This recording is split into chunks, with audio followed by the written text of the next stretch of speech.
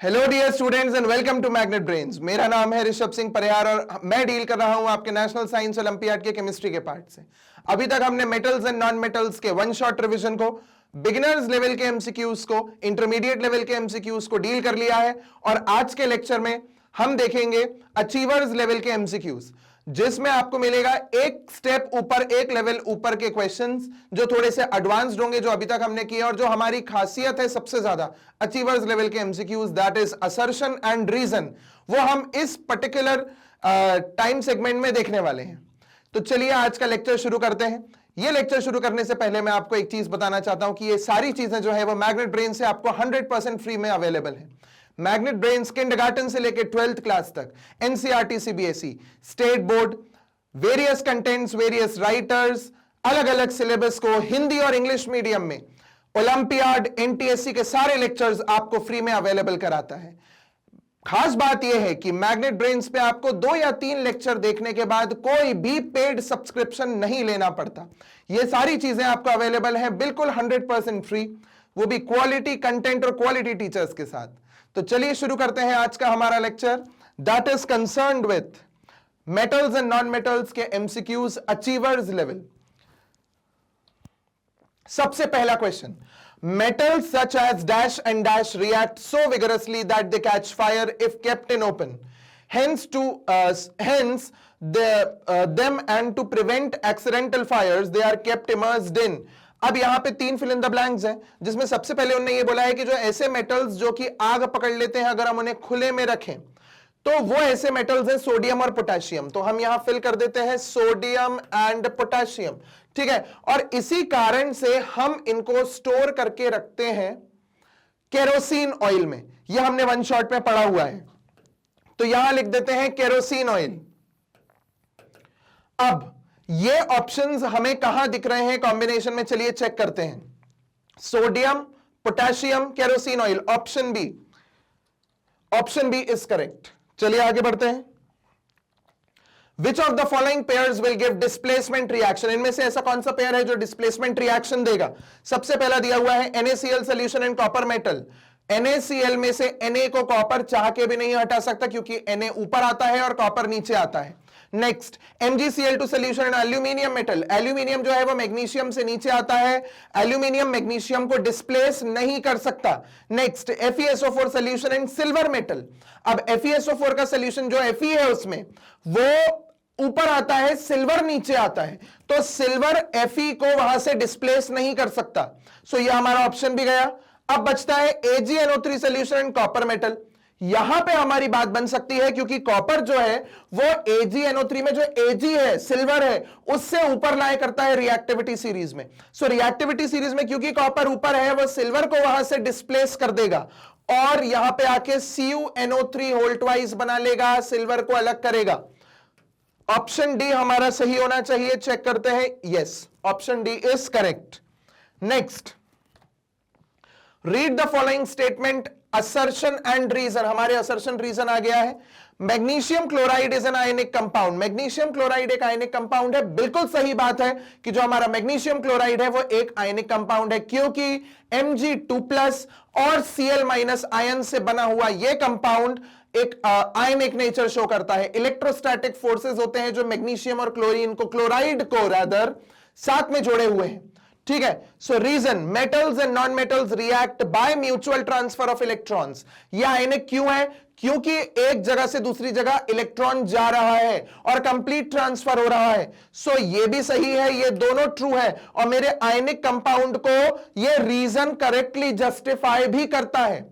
तो इसका ऑप्शन होना चाहिए ऑप्शन ए, क्योंकि जहां भी हमारा रीजन असर्शन को करेक्ट एक्सप्लेन करता है वहां पे हम ऑप्शन ए टिक करते हैं। चलिए चेक करते हैं। Option A is correct. Next, there are 4 metals K, L, M and N. Identify them by using hints given below. कुछ hints दिए हुए हैं और हमें ये K, L, M और N को आइडेंटिफाई करना है। चलिए शुरू करते हैं। K forms basic oxide. अब बेसिक ऑक्साइड है, उनने मेटल के बारे में पूछा हुआ है, ठीक है। ये तो कोई सा भी मेटल हो सकता है। आगे बढ़ते हैं। Okay, L forms amphoteric oxide. अब हमने तो जिंक और एल्यूमिनियम को पढ़ा हुआ है कि भाई ये दो ऐसे मेटल्स हैं जो एम्फोटेरिक ऑक्साइड फॉर्म करते हैं। तो हम ये देख लेते हैं कि L में कहां कहां ये चीज दी हुई है। एक ऑप्शन ये है, एक ऑप्शन ये है। इन दोनों जगहों पे उनने एम्फोटेरिक में जिंक और एल्यूमिनियम का ऑप्शन दिया हुआ है। Oxide of M dissolves in water to form alkali. जो M है वो एक ऐसा मेटल है जो एल्कली फॉर्म कर रहा है, मतलब पानी में अगर आप उसे डिसॉल्व करते हो उसके ऑक्साइड को, तो वह हाइड्रोक्साइड में कन्वर्ट होता है और बढ़िया पानी में डिसॉल्व भी होता है। तो जो भी बेसिस पानी में डिसॉल्व होते हैं हम उन्हें एल्कलीज बोलते हैं। चलिए देखते हैं इन दोनों में से ऐसे कौन से हैं। यहां पोटेशियम दिया है, यहां सोडियम दिया हुआ है, ये दोनों भी अभी बराबर पे हैं बिल्कुल। अगला देखते हैं, N does not react with water at all। N जो है वो पानी के साथ रिएक्ट ही नहीं करता, बिल्कुल रिएक्ट नहीं करता। चलिए देखते हैं, यहां N दिया है Fe और यहां N दिया है Pb। जो हमारा Fe है वो स्टीम के साथ रिएक्ट कर जाता है। यह हमने पढ़ा हुआ है, वाटर का एक फॉर्म है ना स्टीम भी, तो स्टीम के साथ वो रिएक्ट कर जाता है। बट हमने वन शॉट में ये चीज पहले ही पढ़ी हुई है, और अगर कोई कंफ्यूजन है तो बेटा एक बार जरूर वन शॉट को देखिए, ठीक है। वन शॉट को अगर आप देखेंगे वहां पे ये सारी चीजें ऑलरेडी एक्सप्लेन्ड है, वेल एक्सप्लेन्ड है कि लेड जो है वो फॉर्म वाटर के साथ रिएक्शन नहीं शो करता। सो डी हमारा ऑप्शन जो है वो सही है इस पॉइंट के साथ। और फर्स्ट वाले का भी देख लें कि यहां Zn दिया है, वहां Cu दिया हुआ है। Cu जो है हमारा बेसिक ऑक्साइड फॉर्म करता है, बिल्कुल सही है। Zn भी सही था, Cu भी सही था, मगर ये आखिरी ऑप्शन ने डिफरेंस ले आया ए और डी में। So D is the correct option. चलिए चेक करते हैं, डी हमारा सही है। आगे बढ़ते हैं। Which metal does not react with dilute hydrochloric acid. इनमें से ऐसा कौन सा मेटल है जो डाइल्यूट हाइड्रोक्लोरिक एसिड के साथ रिएक्ट नहीं करता। सबसे पहले आता है आयरन। आयरन बिल्कुल रिएक्ट करेगा क्योंकि रिएक्टिविटी सीरीज में ऊपर है, मेनली हाइड्रोजन से ऊपर है। तो ऐसा मेटल जो हाइड्रोजन से नीचे होगा वो रिएक्ट नहीं करेगा HCl के साथ, हाइड्रोक्लोरिक एसिड के साथ। सोडियम करेगा, जिंक करेगा, कॉपर। इतनी टाइम से हम लोग ये चीज पढ़ रहे हैं, अब ये चीज रट जानी चाहिए कि कॉपर जो है वो हाइड्रोजन के नीचे है। Copper will not react with HCl to produce hydrogen gas. Correct option है ऑप्शन डी। ओके, आगे बढ़ते हैं। Ritika took 4 metals P, Q, R and S and added them to following solutions one by one. The results are summarized in the given table। यहां पे एक table दी हुई है, वहां पे P, Q, R, S 4 metals दिए हुए हैं और यहां कुछ मेटल्स के सॉल्ट हैं। हमें यह देखना है कि कौन सा मेटल किसके साथ रिएक्ट कर रहा है, क्या हो रहा है, और उसके अकॉर्डिंग हमें फिर इनको अरेंज करना है। चलिए सबसे पहला काम हम यही करते हैं, पहले यहां देख लेते हैं कौन कौन से मेटल्स हैं। वी हैव Fe, बीच में लिखते हैं Fe, Cu तो नीचे होता है।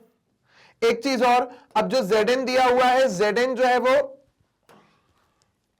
ऊपर है, फिर ये है, फिर Cu है और फिर Ag है। इन चारों को मैंने जो ऊपर दिए हुए हैं उन्हें ऐसे अरेंज कर दिया है एक डिक्रीजिंग ऑर्डर ऑफ रिएक्टिविटी में। अब P को देखो, P जो है वो FeSO4 के साथ रिएक्ट नहीं कर पा रहा है, इसका मतलब P Fe को डिस्प्लेस नहीं कर रहा। यहां वो Cu के साथ रिएक्ट कर रहा है, मतलब कहीं ना कहीं वो Cu से ऊपर है। अब Fe से वो रिएक्ट नहीं कर पा रहा और Cu से कर पा रहा है, तो इसका मतलब यहां पे कहीं हमारा P लाया करता है, ठीक है। फिर नेक्स्ट आता है Q में देखो वो Fe के साथ भी रिएक्ट कर रहा है, Cu के साथ भी कर रहा है, Zn के साथ भी कर रहा है और AgNO3 के साथ भी कर रहा है। इसका मतलब जो Q है वो सबसे ज्यादा रिएक्टिव है, वो ऊपर रहेगा सबके, क्योंकि उसने सबको डिस्प्लेस कर दिया है। नेक्स्ट जो R है वो किसी को भी नहीं कर पा रहा, सिर्फ सिल्वर को कर पा रहा है, तो R जो है वो यहां आएगा क्योंकि उसने सिर्फ सिल्वर को डिस्प्लेस किया है। और जो S है वो किसी को भी डिस्प्लेस नहीं कर पा रहा है, इसका मतलब S सबसे नीचे है, ठीक है। अब बोला हुआ है कि इनमें से कौन सा स्टेटमेंट करेक्ट है, हमने अपने हिसाब से पहले ऑर्डर लिख लिया है। अब चेक करते हैं आगे। देखिए, among the given metals Q is the most reactive. Q जो है वो सबसे ज्यादा रिएक्टिव है, ये ऑप्शन हमारा सही है। S is less reactive than zinc but more reactive than Ag। जो S है वो जिंक से कम रिएक्टिव है बट Ag से ज्यादा रिएक्टिव है, ऐसा नहीं है क्योंकि S सबसे नीचे है, तो ये स्टेटमेंट हुआ गलत। नेक्स्ट आता है R is less reactive than Ag but more reactive than Zn। जो R है वो Ag से कम रिएक्टिव है बट Zn से ज्यादा, हो ही नहीं सकता क्योंकि जो Ag है वो सबसे नीचे, Zn सबसे ऊपर है उन 4 मेटल्स के सेट में। सो ये ऑप्शन भी हो गया मेरा गलत। P is more reactive than Cu। जो ये P है वो कॉपर से ज्यादा रिएक्टिव है but less reactive than Fe, और Fe से कम रिएक्टिव है, Fe के नीचे है। ये पॉइंट बिल्कुल सही है। तो फर्स्ट और फोर्थ का कॉम्बिनेशन जो है वो सही होना चाहिए। ऑप्शन सी को चेक करते हैं, ऑप्शन सी इज करेक्ट। चलिए आगे बढ़ते हैं।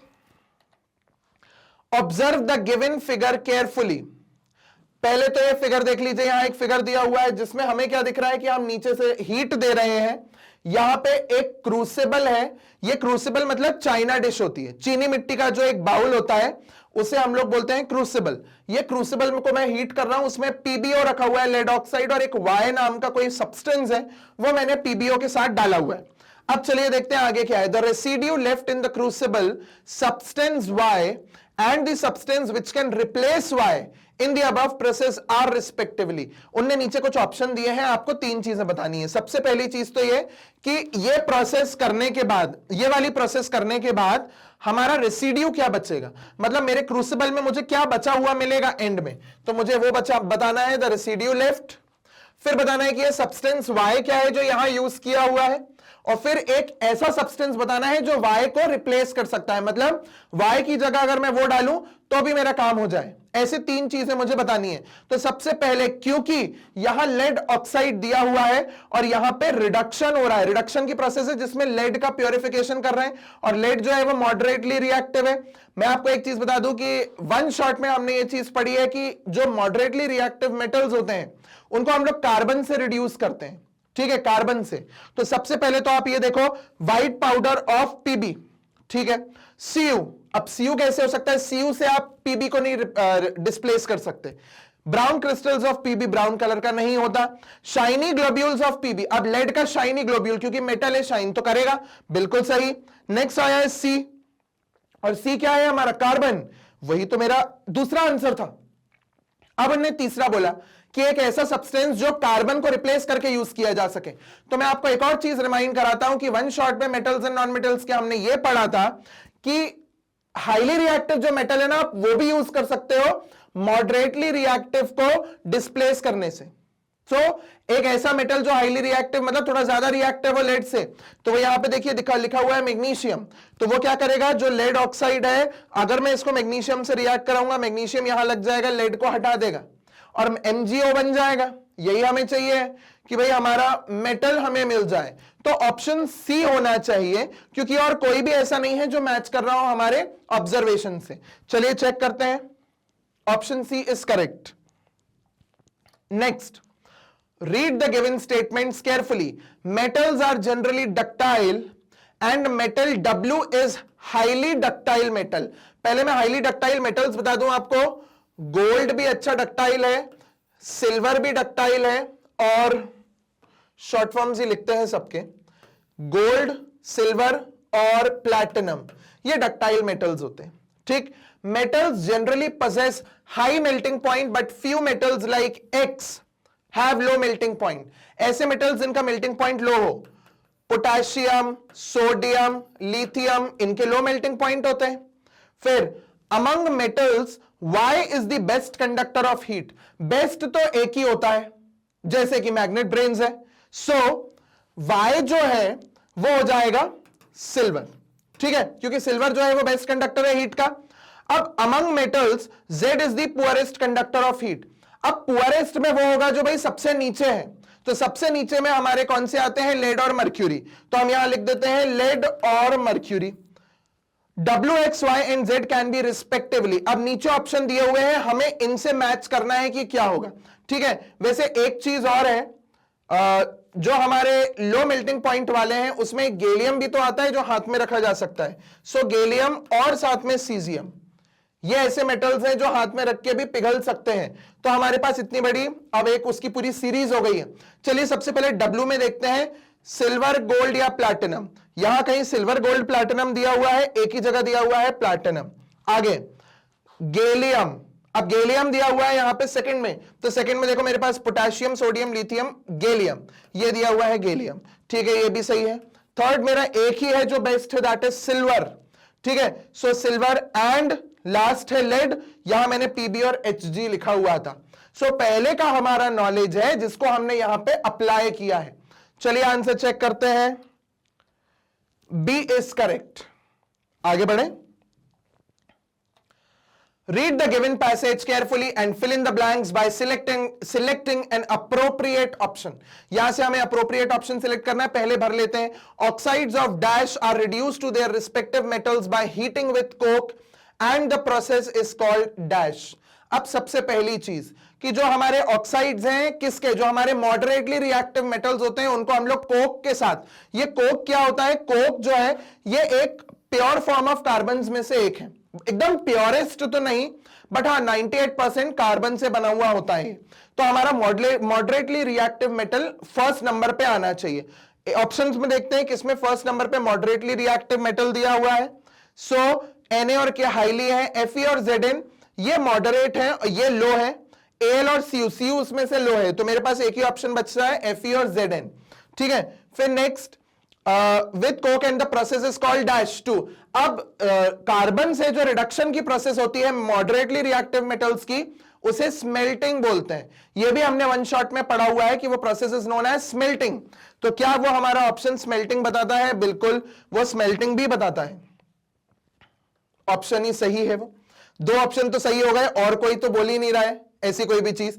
ठीक है, एनीवेज गैंग, फ्लक्स और स्लैग को भी हम देख लेते हैं एक बार। So before carrying out reduction with carbon, if the calcined or roasted ore still contains infusible impurities of earthy matter, अब earthy matter को तो हमने पढ़ा ही हुआ है, वो gang particles होते हैं, तो यहां पे gang आ गया, फिर are called gang। next dash is added which combines with dash। अब आप देखो dash is added with dash, तो यहां थर्ड नंबर है, यहां तो गैंग आएगा। अब ऐसी कौन सी चीज है जो गैंग के साथ फ्यूज होती है? हमने पढ़ा हुआ है फ्लक्स एक ऐसा केमिकल होता है जो गैंग के साथ फ्यूज होके और स्लैग के फॉर्म में निकल के बाहर चला जाता है। तो इंप्योरिटीज को आप फ्यूज कर दो किसी केमिकल के साथ, फिर उसे अलग कर दो। लास्ट ऑप्शन मेरा आ जाएगा स्लैग। सो यहां आ गया गैंग, यहां आ गया फ्लक्स और वहां आ गया स्लैग। ठीक है, यहां पे मेरी प्रोसेस है जिसका नाम है स्मेल्टिंग, और यहां पे हमारे ऑक्साइड कौन से थे जो वहां पे दिए हुए थे? एल्यूमिनियम और आयरन, आई सपोज, जो दो मेटल्स हमारे मॉडरेटली रिएक्टिव दिए हैं, आयरन और जिंक। ओके, सो आयरन और जिंक, ये कंप्लीट हो गया पूरा हमारा fill in the blank. Okay, चलिए आगे बढ़ते हैं। ऑप्शन बी हमारा यहां करेक्ट था। Read the given statements carefully and state true and false. चलिए, true and false. Metals of low reactivity can be extracted directly by the electrolysis of their molten ores। क्या low reactive metals को आप सीधा उनके molten ores से electrolysis से separate कर सकते हो? क्या हम उसको सेपरेट करते हैं? हम हाईली रिएक्टिव मेटल्स को इलेक्ट्रोलिसिस से करते हैं। जो हमारे लो रिएक्टिव मेटल्स होते हैं उनको हम लोग सिंपली हीट कर देते हैं, क्योंकि वो जनरली ऑक्साइड्स के फॉर्म में मिलते हैं। तो या तो वो सीधे सीधे नेटिव फॉर्म में मिलेंगे जैसे गोल्ड और सिल्वर है, या जो आपके थोड़े बहुत कॉपर मर्क्यूरी जैसे हैं वो ऑक्साइड के फॉर्म में मिलते हैं। अगर आप उन्हें हीट कर दो बहुत जोर से, सो उसमें से मेटल वहीं रह जाएगा, ऑक्सीजन गैस निकल जाएगी। सो पहला वाला जो है वो फॉल्स है। Second, prior to reduction metal sulfides and carbonates must be converted to metal oxide। तो ये तो बिल्कुल सही बोला हुआ है कि मेटल सल्फाइड्स और कार्बोनेट्स को हम पहले किस में कन्वर्ट करते हैं? हमारे मेटल ऑक्साइड्स में, और फिर ऑक्साइड्स में से मेटल को एक्सट्रैक्ट किया जाता है। तो ये वाला जो पॉइंट है, prior to reduction metal sulphides and carbonates must be converted to metal oxides, true है। Metals of high reactivity can be extracted by electrolytic oxidation। अब पहली चीज तो ये ऑक्सीडेशन हमें क्यों कराना है? ऑक्सीडेशन तो कराना ही नहीं है क्योंकि हमारा जो मेटल है वो ऑलरेडी कंपाउंड के फॉर्म में मिल रहा है। हम इलेक्ट्रोलिसिस कराएंगे जिसमें for example NaCl highly reactive metal है, तो वहां पे Na जो होगा वो इलेक्ट्रॉन लेगा और अब सॉलिड Na बनाएगा, और जो Cl है क्लोराइड था जो अभी तक, वो इलेक्ट्रॉन देके क्लोरीन गैस बनाएगा। तो जब मेटल मेरा इलेक्ट्रॉन ले रहा है, सो वो क्यों अपना ऑक्सीडेशन करेगा? Gain of electron is reduction. तो ये पॉइंट तो गलत हो गया, यहां पे ये गलत है, तो यहां मैं लिखूंगा फॉल्स। आगे, thermite reaction is a displacement reaction and is highly exothermic. जो थर्माइट रिएक्शन होती है वो हाईली एक्सोथर्मिक रिएक्शन होती है, और ये थर्माइट रिएक्शन को हम और क्या बोलते हैं? एल्यूमिनोथर्मी। यह हमने वन शॉट में पढ़ा हुआ है कि जब आयरन ऑक्साइड को एल्यूमिनियम से रिएक्ट कराओगे तो एल्यूमिनियम आयरन को डिस्प्लेस करेगा, एल्यूमिनियम ऑक्साइड बनाएगा, और जो आयरन मुझे मिलेगा वो पिघले हुए फॉर्म में मिलेगा। क्यों? क्योंकि इतनी ज्यादा एक्सोथर्मिक रिएक्शन होती है कि आयरन पिघल जाता है और ये वेल्डिंग वगैरह करने के काम आता है, वेल्डिंग में, या फिर जो रेल की पटरियों के बीच में क्रैक्स आ जाते हैं उन्हें जोड़ने में काम आती है reaction. So this point is correct. FT हमारा कॉम्बिनेशन बन रहा है। चलिए चेक करते हैं कहां है ऐसा जहां FT दिया हुआ हो। ये ऑप्शन है FT। चलिए चेक करते हैं। Option A is correct. Next, electromagnetic separation is employed for the concentration of those ores in which. Electromagnetic separation में क्या होता है, जरा पुरानी चीजें याद करें कि मैग्नेट से सेपरेशन होता है तो या तो ओर या मेटल, दोनों में से कोई एक, जो इंप्योरिटी या मेटल, ओर में जो इंप्योरिटी है और मेटल है उनमें से एक मैग्नेटिक होना चाहिए ताकि वो मैग्नेट से अट्रैक्ट हो जाए। चलिए चेक करते हैं। ओर इज मैग्नेटिक, नहीं, पूरे ओर मैग्नेटिक होगा तो क्या कैसे हमारा सोल्यूशन निकलेगा?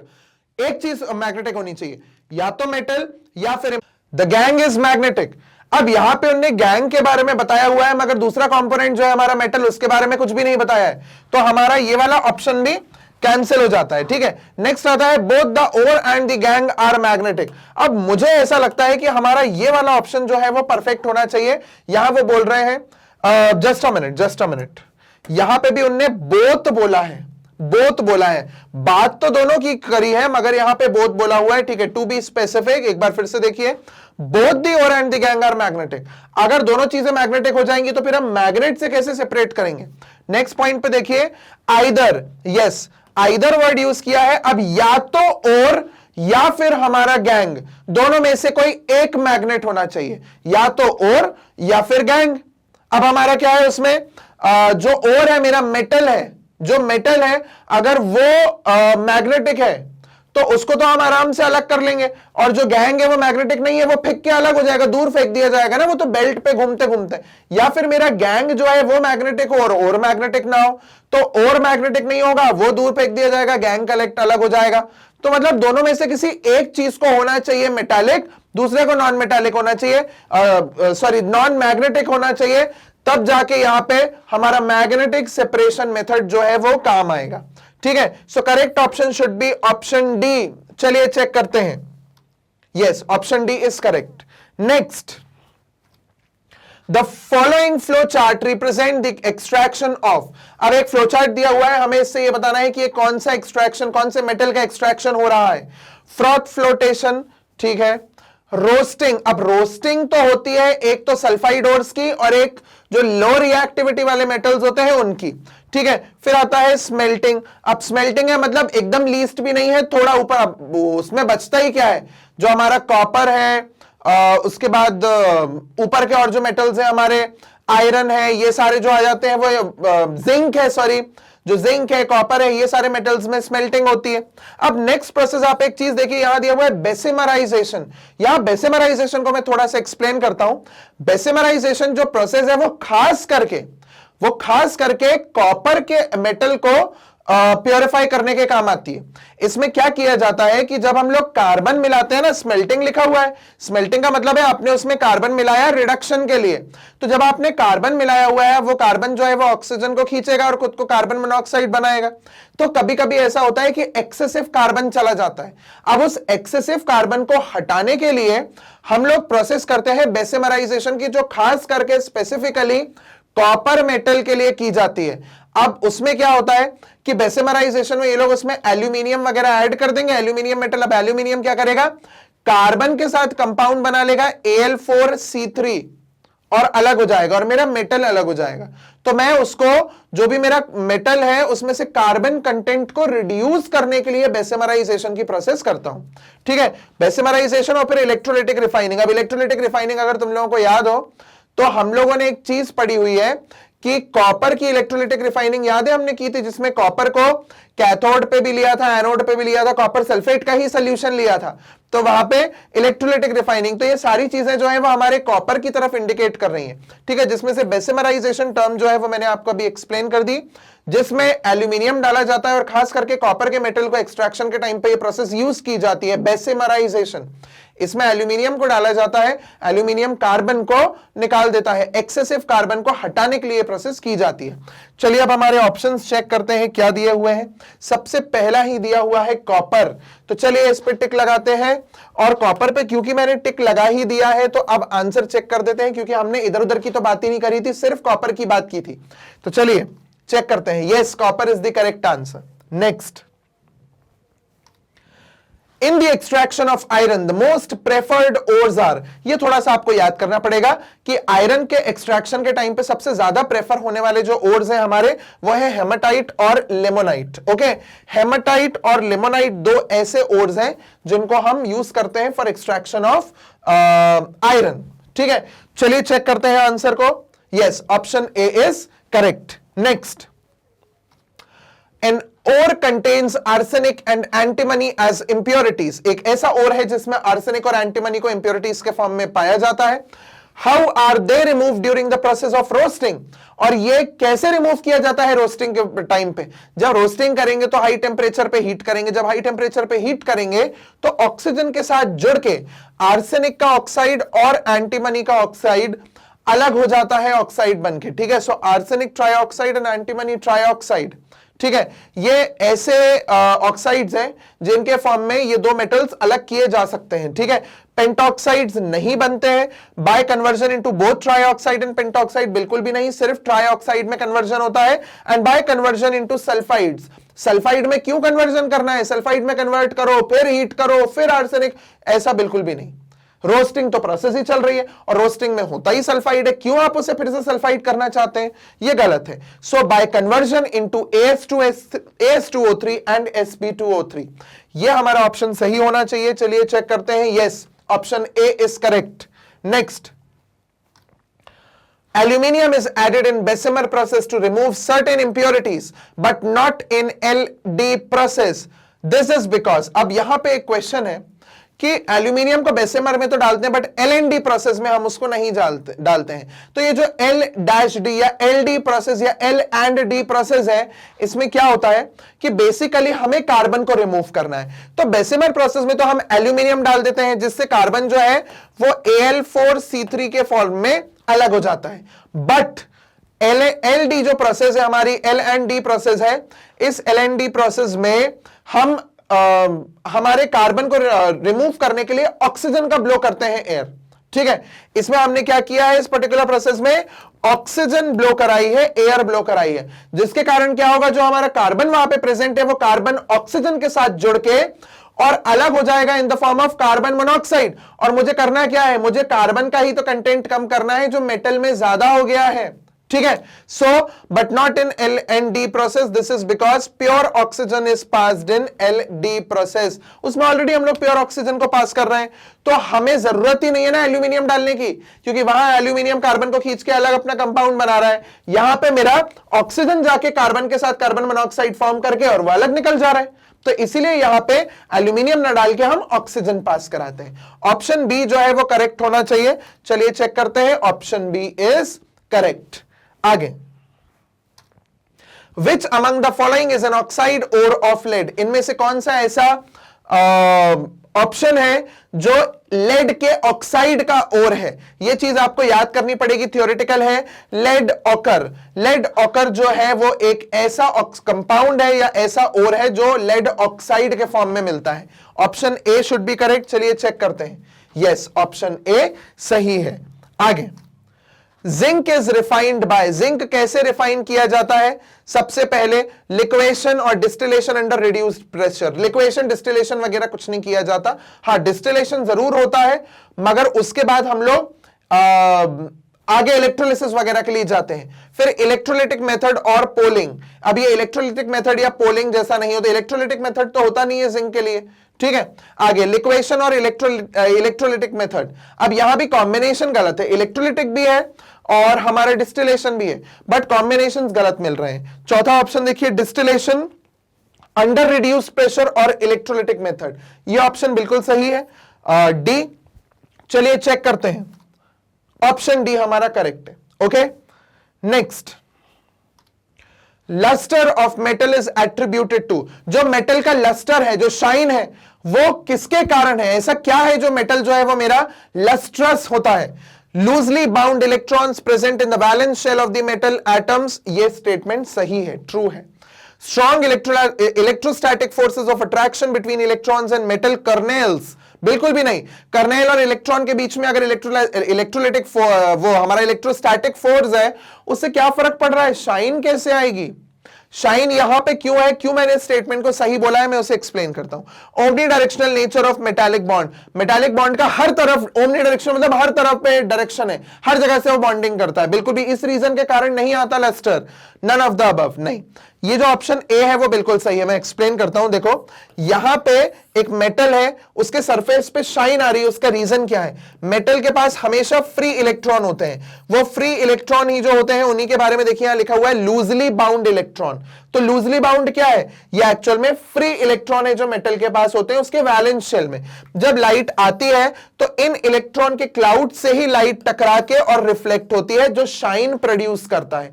ये आप क्लास 12th में पढ़ेंगे, एक चैप्टर आएगा वहां पे, जो 12th क्लास की केमिस्ट्री का सबसे पहला चैप्टर होगा सॉलिड स्टेट। वहां सॉलिड स्टेट में आप मेटालिक बॉन्ड्स या मेटालिक वो पढ़ेंगे, क्रिस्टलाइन सॉलिड, मेटालिक सॉलिड, वहां पे आप इसका रीजन पढ़ेंगे 12th में। बट क्योंकि यहां पे ओलंपियाड की तैयारी की जा रही है और ओलंपियाड में थोड़ा सा हाई लेवल की चीजें आती हैं, वो यहां पे सारी हमने कवर की हुई है।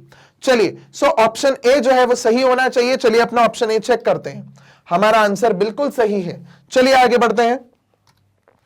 Match the entries in column A with appropriate ones in column B.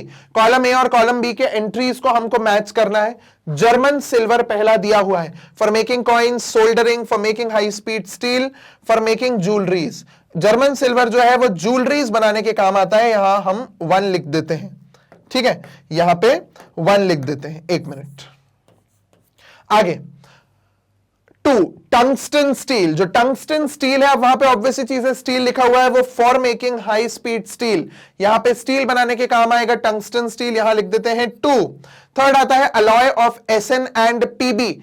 अब एसएन और पीबी आप समझते हैं क्या है? एसएन और PB is lead and tin, है ना?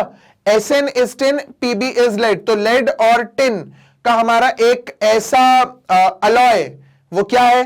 तो वो है हमारा सोल्डरिंग 3। और 4th आता है alloy of aluminium and copper. तो आपको याद होगा एल्यूमिनियम और कॉपर जो होता है ये मिक्स करने पे येलो कलर दे देता है, जिसके कारण उसके कॉइन्स बनाए जाते हैं। ये हमने 1 शॉट में भी पढ़ा हुआ है कि एल्यूमिनियम और कॉपर को अगर आप मिक्स करोगे तो वो एक येलो कलर का अलॉय देता है, और वो अलॉय कॉइन्स वगैरह बनाने में यूज किया जाता है ना? एसएनपीबी को थोड़ा सा एक्सप्लेन कर देता हूं। टिन और लेड जो है इनका जो अलॉय होता है वो सोल्डर जो होता है, वो आपने सुना होगा कि सोल्डरिंग वगैरह में यूज होता है। जहां भी वायर्स को कनेक्ट करना हो तो उसको थोड़ा सा एक मेटल रॉड पे लेके, जिसको गर्म किया है, उस रॉड पे हम थोड़ा सा सोल्डर आयरन डालेंगे, वो पिघल जाएगा। पिघलने के बाद उसको आप जहां भी वायर वगैरह जोड़ना है वहां लगा सकते हो। ये सोल्डरिंग की प्रोसेस होती है। चलिए चेक करते हैं। 4 3 2 1 आंसर होना चाहिए। तो हमारा सबसे पहला, 1 मिनट, इनको लिख भी लेते हैं। This is A, this is B, this is C, this is D. अब हमको रेफर करने में आसानी होगी। देखो 1 का डी कहां दिया हुआ है? इसमें भी दिया है, इसमें भी दिया हुआ है। सेकंड वाला चेक करते हैं। 2 का सी कहां दिया हुआ है? ये देखो सी ऑप्शन में 2 का सी, 3B एंड 4A। हमारा ऑप्शन सी करेक्ट होना चाहिए। चलिए चेक करते हैं, option C is correct. Next,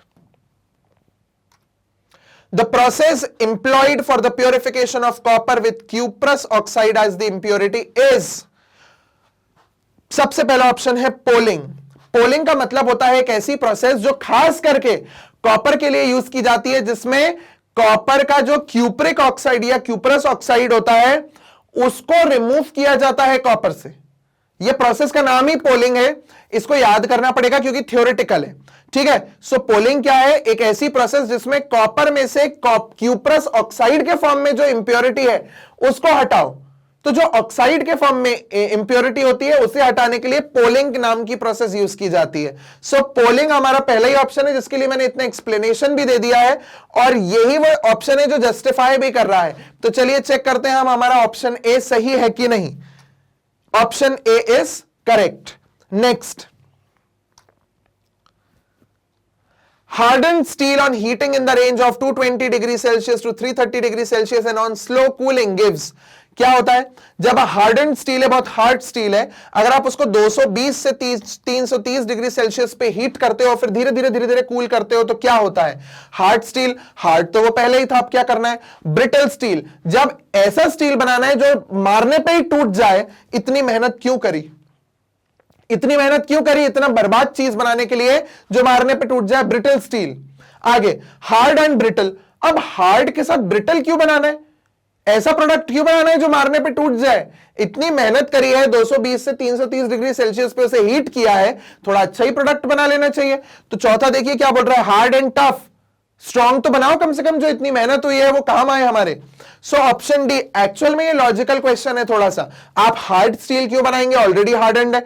brittle क्यों बनाएंगे जो टूट जाए? हार्ड चलो बढ़िया है, बट फिर ब्रिटल क्यों? आप उसे हार्ड रखे हो बट आपने उसको टफ भी बनाया है, स्ट्रॉन्ग बनाया है जिससे वो टूटे ना। तो ऑप्शन डी होना चाहिए हमारे लॉजिक के हिसाब से। चलिए चेक करते हैं। Option D is correct. हमारा लॉजिक सही डायरेक्शन में जा रहा है। Aluminium liberates hydrogen gas on reaction with. इनमें से कौन सी ऐसी रिएक्शन है जिसमें इनमें कौन सा ऐसा एसिड है जिसके साथ एल्यूमिनियम हाइड्रोजन गैस प्रोड्यूस करता है? चलिए चेक करते हैं। सबसे पहले कॉन्सेंट्रेटेड सल्फ्यूरिक एसिड। नहीं, सल्फ्यूरिक एसिड भी एक बहुत अच्छा ऑक्सीडाइजिंग एजेंट होता है, तो कॉन्सेंट्रेटेड सल्फ्यूरिक एसिड के प्रेजेंस में एल्यूमिनियम में से हाइड्रोजन नहीं निकलती, वो वाटर बन जाता है, H2O। तो ये ऑप्शन तो हमारा गया क्योंकि कॉन्सेंट्रेटेड है। डाइल्यूट होता तो एक बार कोई सही आंसर होता। अब नाइट्रिक एसिड। नाइट्रिक एसिड तो हमने लिखा हुआ है, इतनी बार पढ़ लिया है कि नाइट्रिक एसिड एक ऐसा एसिड है जो किसी भी मेटल के साथ एक्सेप्ट मैंगनीज एंड मैग्नीशियम, दूसरे किसी भी मेटल के साथ वो हाइड्रोजन प्रोड्यूस नहीं करता, वो वाटर ही प्रोड्यूस करता है। सो यहां भी हाइड्रोजन नहीं निकलनी। Hydrochloric acid. अब यहां हमारे काम की चीज आई है, इस पर टिक लगाइए सबसे पहले, क्योंकि चौथा option none of the above है, उसका हमें कुछ नहीं करना। Hydrochloric acid is the correct option. Hydrochloric acid ही है जो एल्यूमिनियम के साथ रिएक्शन में हाइड्रोजन प्रोड्यूस करता है। चलिए चेक करते हैं। Option C is correct. Next question. Gas liberated when zinc is treated with concentrated nitric acid is. Concentrated nitric acid के साथ यहां रिएक्शन की जा रही है, उस पर थोड़ा सा ध्यान दें कि यहां पे जो हम यूज कर रहे हैं that is concentrated nitric acid. थोड़े से टर्म्स अलग हो जाते हैं। अब उन्होंने यहां बोला है कॉन्सेंट्रेटेड नाइट्रिक एसिड जो है वो एक स्ट्रॉन्ग नाइट्रेशन का मतलब नाइट्रेटिंग एजेंट है जो नाइट्रेशन वगैरह करने के काम आता है। ऐसा भी कुछ अलग नहीं है, वो थोड़ा हाई लेवल के लिए एक चीज है, 10th में इतना फर्क नहीं पड़ेगा, ठीक है। सो gas liberated when zinc is treated with concentrated nitric acid is. Concentrated nitric acid के साथ जिंक को रिएक्ट कराया तो एक जो मेरी गैस है नाइट्रस ऑक्साइड है, जैसे N2O, ठीक है। अब नाइट्रोजन, ये नाइट्रस ऑक्साइड का नाम N2O है, ठीक है। अब नाइट्रोजन डाइऑक्साइड, मुझे सीधा आंसर पता है क्योंकि रिएक्शन के बाद हमारा NO2 gas nitrogen dioxide produce होती है, NO2, ठीक है। सो चेक करते हैं ऑप्शन सी सही है कि नहीं। ब्राउन फ्यूम्स निकलते हैं क्योंकि, और NO2 जो गैस होती है ना, इसके ब्राउन फ्यूम्स होते हैं, ब्राउन फ्यूम्स होते हैं इस गैस के, NO2 के। ये हमने chapter 1 chemical reaction and equation के 1 शॉर्ट वीडियो में पढ़ा था, जहां पे हमने देखा था डिकम्पोजिशन रिएक्शन। वहां लेड नाइट्रेट को जब हीट किया था तो NO2 गैस निकली थी विच प्रोड्यूस्ड ब्राउन फ्यूम्स। तो ये NO2 गैस यहां भी प्रोड्यूस होती है। चलिए आंसर चेक करते हैं। Option C is correct.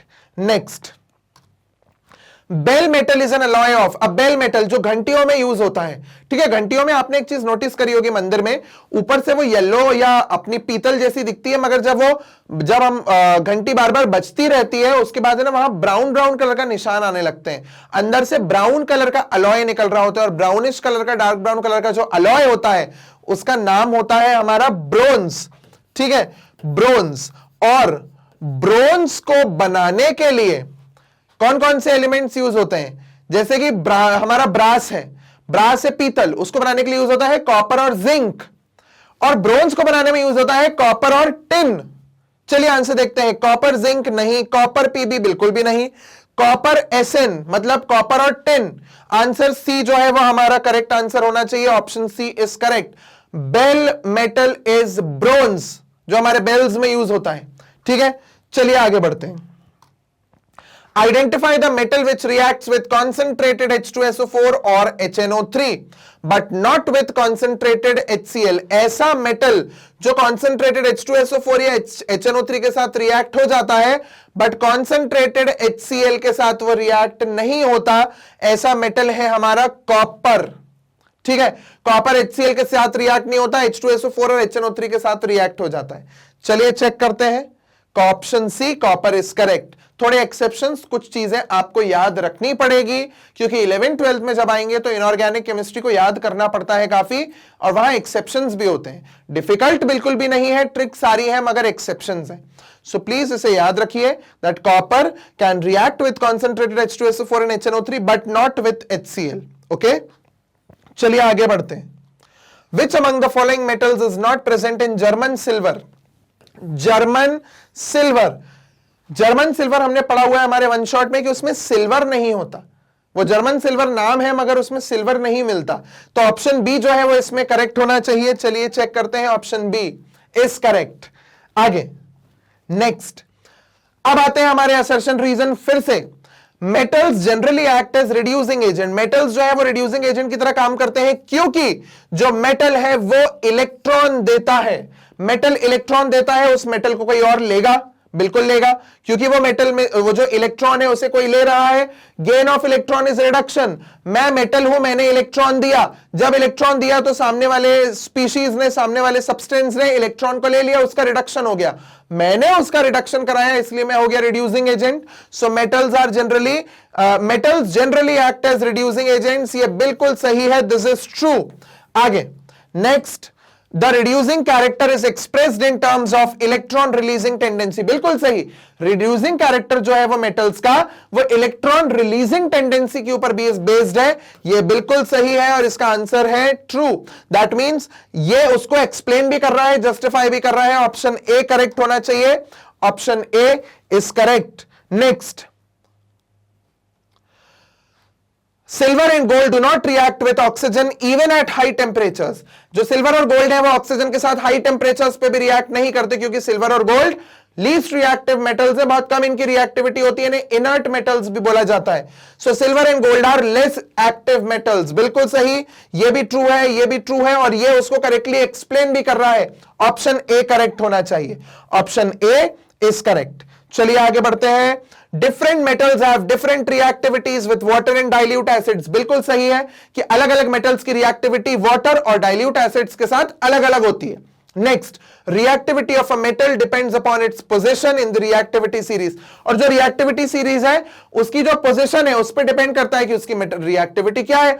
Arrange उसको इस हिसाब से किया गया है कि जो ऊपर वाले हैं वो हाईली रिएक्टिव है, जो नीचे वाले हैं वो लेस रिएक्टिव है। तो बिल्कुल सही जस्टिफिकेशन रीजन हमारे असर्शन को दे रहा है। Both are true and reason is the correct explanation of assertion. Answer A होना चाहिए। चलिए चेक करते हैं, option A is correct. Next, bronze is an alloy of copper and tin. बिल्कुल सही, अभी हमने थोड़ी देर पहले इसे डिस्कस किया कि जो ब्रोंज है वो कॉपर और टिन का अलॉय होता है।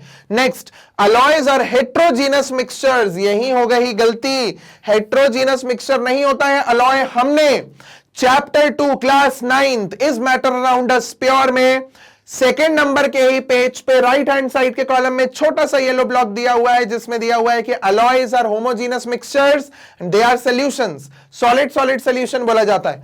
तो ये पॉइंट गलत हो गया, यहां पे ये हुआ फॉल्स। इसी के साथ ऑप्शन हुआ हमारा सी।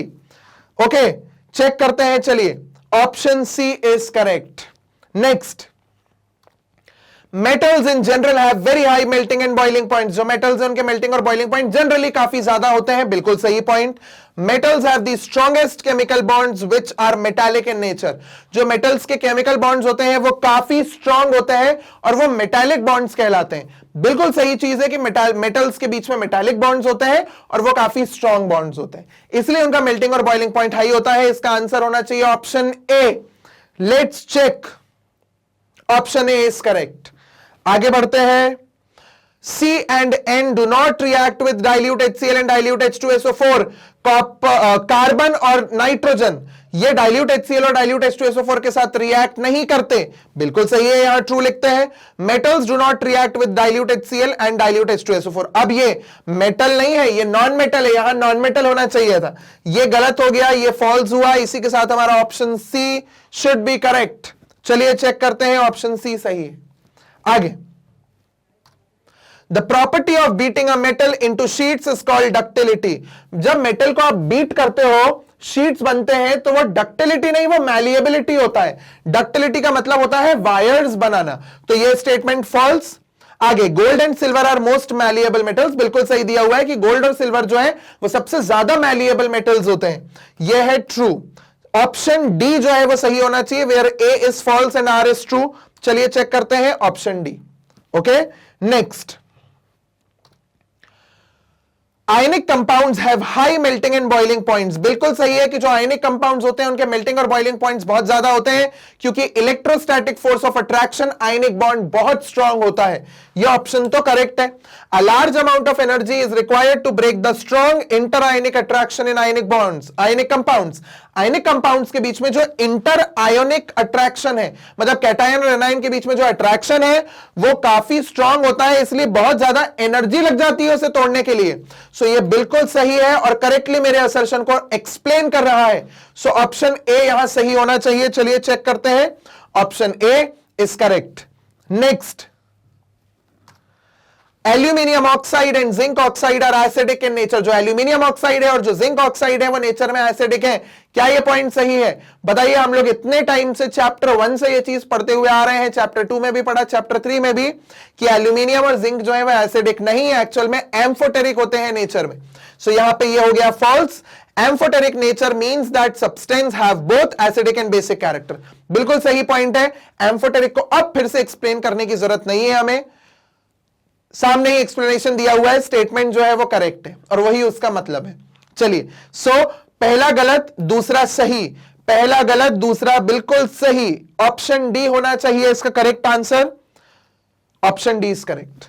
Next, magnesium reacts with oxygen upon heating and burns brightly to form magnesium oxide. बिल्कुल सही कि मैग्नीशियम को ऑक्सीजन के प्रेजेंस में जब भी आप बर्न करेंगे सो मैग्नीशियम ऑक्साइड फॉर्म होगा और डैजलिंग व्हाइट फ्लेम के साथ वो जलती है।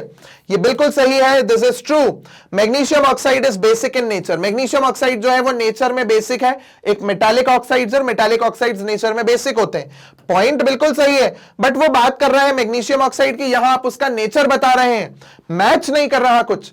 ऑप्शन बी होना चाहिए कि ए भी सही है, आर भी सही है, बट रीजन उसका करेक्ट एक्सप्लेनेशन नहीं है। So option B should be correct. Yes, option B is the correct answer. चलिए आगे बढ़ते हैं। Hydrogen gas is not evolved when a metal reacts with nitric acid. बिल्कुल सही, जब कोई मेटल रिएक्ट करता है नाइट्रिक एसिड के साथ तो हाइड्रोजन गैस प्रोड्यूस नहीं होती है। This is correct, true. Nitric acid is a strong oxidising agent. बिल्कुल सही है, नाइट्रिक एसिड ऑक्सीडाइजिंग एजेंट होता है, वो हाइड्रोजन को वाटर में कन्वर्ट कर देता है, ये हमने पढ़ा हुआ है। सो ये भी ट्रू है और जस्टिफाई भी कर रहा है मेरे असर्शन को। So option A should be the correct answer. Yes, option A is correct. आगे, highly reactive metals are obtained by electrolytic reduction. Highly reactive metals जो है उन्हें निकाला जाता है इलेक्ट्रोलिटिक रिडक्शन में से। पॉइंट बिल्कुल सही है, एक्चुअल में भी वो रिडक्शन होता है, क्योंकि मेटल जो है वो इलेक्ट्रॉन को अब्सॉर्ब करता है और वहां इलेक्ट्रॉन को ले लेता है, रिसीव कर लेता है और उसके बाद अपने आप को सॉलिड मेटल के फॉर्म में बना लेता है। पहले आयनिक फॉर्म में था, वो सॉलिड मेटल के फॉर्म में। पॉइंट बिल्कुल सही दिया हुआ है, true. In the electrolytic reduction metal is deposited at the cathode. और इलेक्ट्रोलिटिक रिडक्शन में जो मेटल है वो कैथोड पे डिपॉजिट हो जाता है। बिल्कुल सही है और इसका जो स्टेटमेंट है वो ट्रू भी है।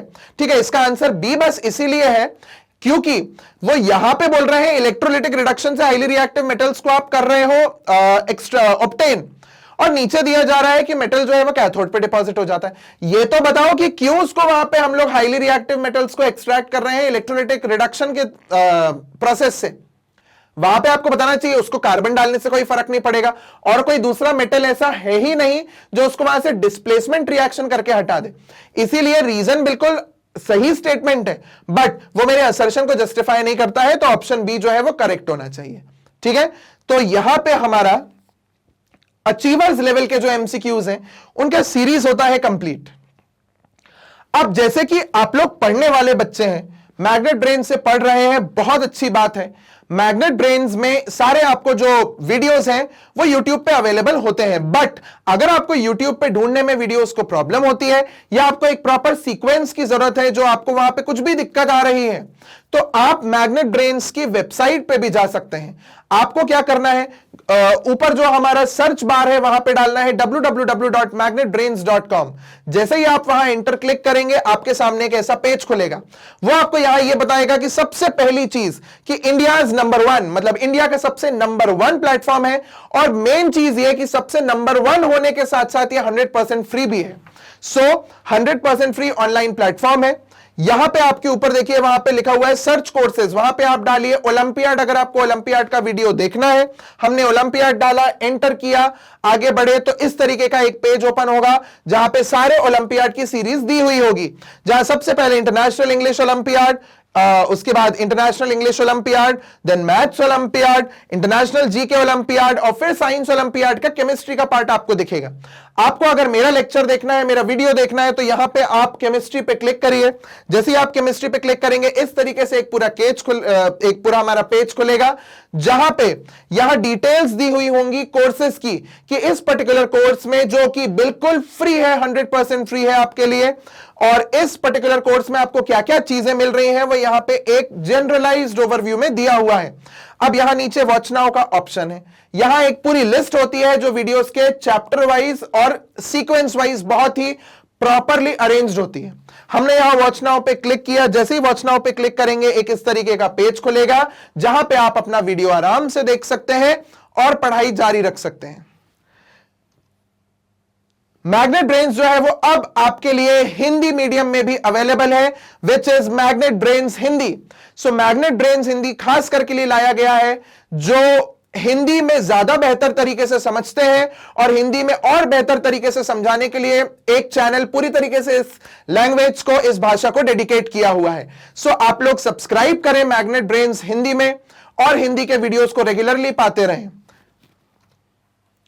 ओलंपियाड का जो सीक्वेंस है वो यहां एक प्रॉपर स्केड्यूल दिया हुआ है कि ओलंपियाड जो है वो किस स्केड्यूल में, किन टाइम्स में हमें अवेलेबल होगा। सो हर मंडे, ट्यूसडे और वेंसडे पे ओलंपियाड के वीडियोस अवेलेबल कराए जाते हैं, जहां सुबह 10 बजे इंटरनेशनल इंग्लिश ओलंपियाड, दोपहर 1 बजे मैथ्स ओलंपियाड, 4 बजे नेशनल साइंस ओलंपियाड, और 7 बजे इंटरनेशनल जीके ओलंपियाड के वीडियोस आपको अवेलेबल होंगे। सो इस टाइम को, इन डेज को अपने दिमाग में बिल्कुल सही तरीके से बिठा लें, ताकि आपसे वीडियोस मिस ना हो और आप भी ओलंपियाड की रेस में दौड़ते रहें और सबसे आगे रहें।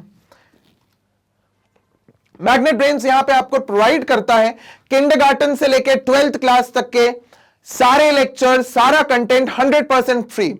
यहां पे आपको नेशनल साइंस ओलंपियाड का जो पूरा सिलेबस है वो बिल्कुल 100% फ्री में अवेलेबल कराया जा रहा है, वो भी क्वालिटी कंटेंट और क्वालिटी टीचर्स के साथ। इसी के साथ मैग्नेट ब्रेन्स का जो ऐप है वो भी प्ले स्टोर पे अवेलेबल है, जहां पे सीक्वेंस वाइज और प्रॉपर कंटेंट हर चीज अवेलेबल है, और वो भी on your finger tips. So like the video, subscribe the channel and share it with your friends so that together we can improve the quality of education. Thank you.